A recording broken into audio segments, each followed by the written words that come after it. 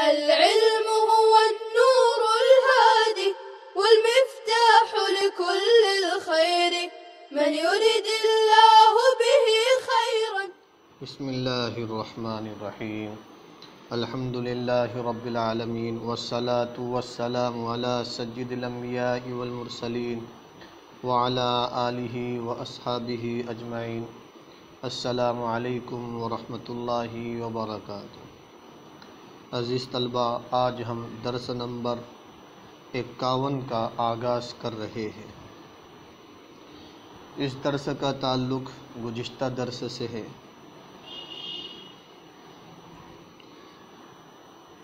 اس لیے سب سے پہلے ہم مصنف رحمہ اللہ کی عبارت ایک مرتبہ پڑھ لیتے ہیں.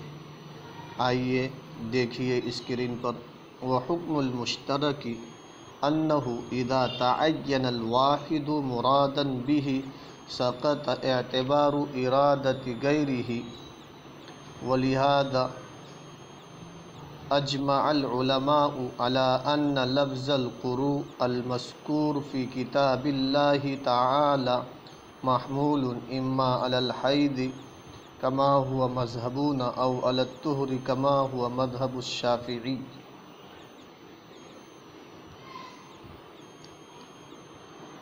عزیز طلبہ، اس عبارت میں مصنف رحمہ اللہ نے مشترک کا حکم یعنی اصول، ضابطہ اور اس کی تائید میں قرآن کریم کی آیت پیش کی ہے. عزیز طلبہ، مشترک کا حکم سمجھنے سے پہلے عموم مشترک کو سمجھ لیں. لفظ مشترک سے ایک ہی وقت میں ایک ہی لفظ سے کئی معانی مراد ہو تو اس کو عموم مشترک کہتے ہیں. لفظ مشترک سے ایک ہی وقت میں ایک ہی لفظ سے کئی معانی مراد ہو تو اس کو عموم مشترک کہتے ہیں.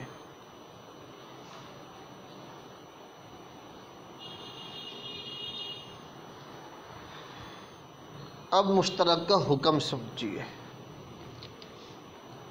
امام ابو حنیفہ رحمہ اللہ کے یہاں مشترک کا حکم اور اصول یہ ہے کہ مشترک کے معانی میں سے جب کوئی ایک معنی کسی قرینے یا دلیل یا قیاس یا خبر واحد سے متعین ہو جائے تو دوسرے معنی کو اسی ایک وقت میں اسی لفظ سے مراد لینا جائز نہیں ہے. مطلب عموم مشترک جائز نہیں ہے. امام ابو حنیفہ رحمہ اللہ کے یہاں مشترک کا حکم، اصول اور ضابطہ یہ ہے کہ مشترک کے معانی میں سے جب کوئی ایک معنی کسی قرینے یا دلیل یا قیاس یا خبر واحد سے متعین ہو جائے تو دوسرے معنی کو اسی ایک وقت میں اسی لفظ سے مراد لینا جائز نہیں ہے. تو دوسرے معنی کو اسی ایک وقت میں اسی لفظ سے مراد نہیں لے سکتے،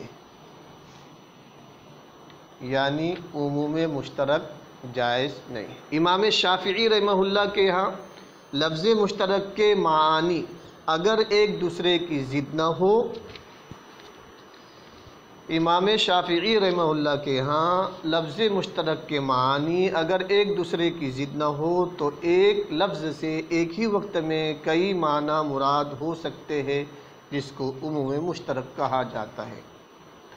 خلاصہ یہ ہے کہ امام ابو حنیفہ رحمہ اللہ کے ہاں عموم مشترک جائز ہے، عموم مشترک جائز نہیں ہے، اور امام شافعی رحمہ اللہ کے یہاں عموم مشترک جائز ہے. امام شافعی رحمہ اللہ کی دلیل قرآن کریم کی آیت ہے. اللہ تبارک و تعالیٰ قرآن کریم میں ارشاد فرماتا ہے، بسم اللہ الرحمن الرحیم، الم تر ان اللہ یسجد لہ من فی السماوات ومن فی الارض والشمس والقمر والنجوم والجبال والشجر والدواب وکثیر من الناس وَكَثِيرٌ مِّنَ النَّاسِ.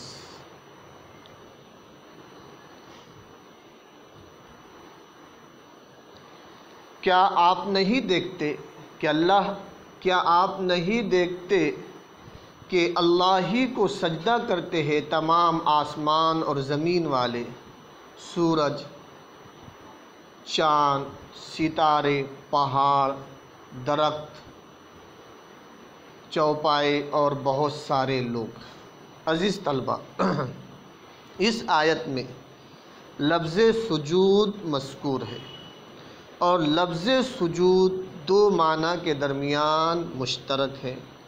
ایک معنی وضع الجبہۃ علی الارض، زمین پر پیشانی ٹیکنا، جو من فی السماوات والارض، آسمان اور زمین والے اوکلا کا سجدہ ہے۔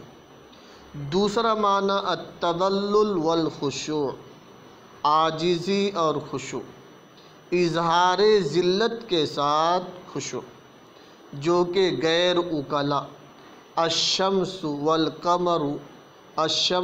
والقمر والنجوم والجبال والشجر والدواب کا سجدہ ہے۔ معنی اول کے اعتبار سے تو یہ سجود ناس ہے، اور معنی ثانی کے اعتبار سے غیر اوکلا کا سجود ہے اور سجدہ ہے۔ اور یہاں چونکہ سجود کی اسناد ناس اور غیر اوکلا دونوں کی طرف کی گئی ہے، اس لیے دونوں معنی مراد ہو گئے، اور اسی کا نام عموم مشترک ہے۔ لہذا جب آیت میں عموم مشترک ہے تو عموم مشترک کے جواز میں کیا شبہ ہے؟ خلاصہ کلام یہ ہے کہ امام شافعی کے نزدیک عموم مشترک جائز ہے۔ یہ امام شافعی رحمہ اللہ کی دلیل تھی۔ عزیز طلبہ، اب ہم امام ابو حنیفہ رحمہ اللہ کی دلیل سنتے ہیں۔ امام ابو حنیفہ رحمہ اللہ کے یہاں عموم مشترک جائز نہیں۔ امام صاحب کی دلیل یہ ہے کہ لفظ مشترک کا جو ایک معنی ہوتا ہے وہ اس کا پورا معنی ہوتا ہے۔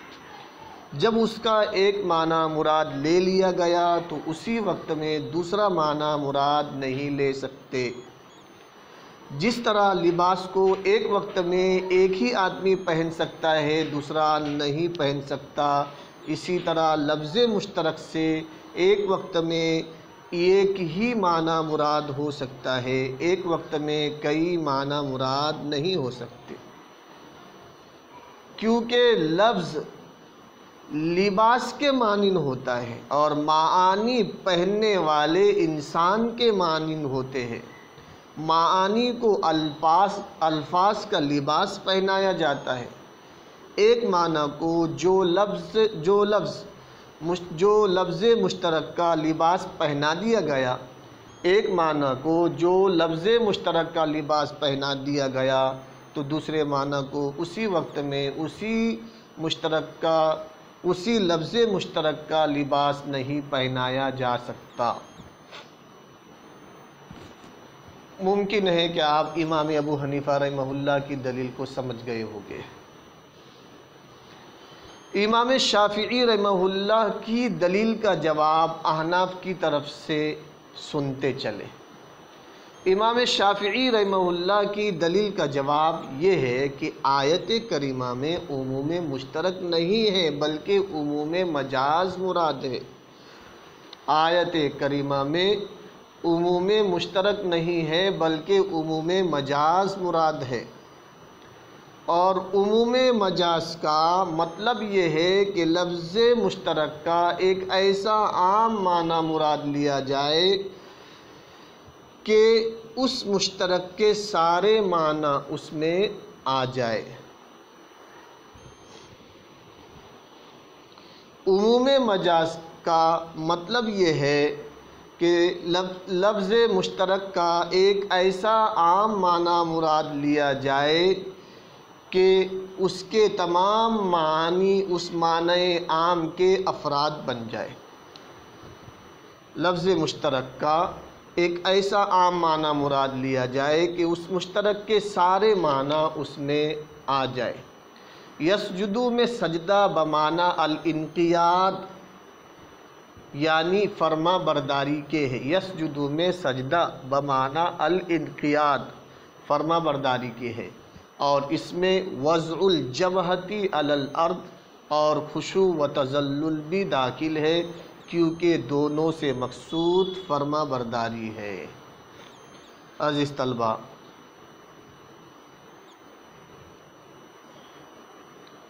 اس کے بعد مصنف رحمہ اللہ نے لہذا اجماع العلماء سے اسی مشترک کے اصول کی تائید میں قرآن کریم کی آیت سے ایک مسئلہ پیش کیا ہے کہ جب احناف کے ہاں مشترک کا اصول یہ ہوا کہ جب اس کا ایک معنی متعین ہو جائے تو دوسرا معنی مراد نہیں ہو سکتا، اسی وجہ سے علماء نے اتفاق کیا ہے کہ ثلاثۃ قروء میں جو لفظ قروء ہے یہ یا تو حیض کے معنی پر محمول ہے جیسا کہ ہمارے علماء احناف کا مذہب ہے، تو طہور کا معنی مراد نہیں ہو سکتا، یا یہ محمول ہے طہور کے معنی پر جیسا کہ امام شافعی رحمہ اللہ کا مذہب ہے، تو انہوں نے حیض کا اعتبار ساقط کر دیا۔ عزیز طلبہ، آئیے اب ہم مصنف رحمہ اللہ کی عبارت کا ترجمہ کر لیتے ہیں۔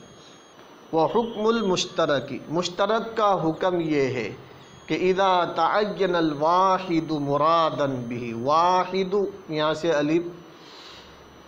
یہاں الف لکھا ہوا نہیں ہے، اذا تعین الواحد مرادا به، مشترک کا حکم یہ ہے کہ جب ایک معنی، اذا تعین الواحد، جب ایک معنی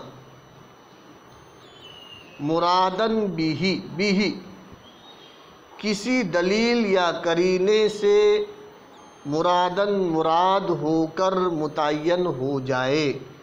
مشترک کا حکم یہ ہے کہ جب کوئی ایک معنی بھی کسی دلیل یا قرینے سے مراد ہو کر متعین ہو جائے تو سقط اعتبار ارادت غیرہ، دوسرے معنی کے مراد لینے کا اعتبار ساقط ہو جائے گا۔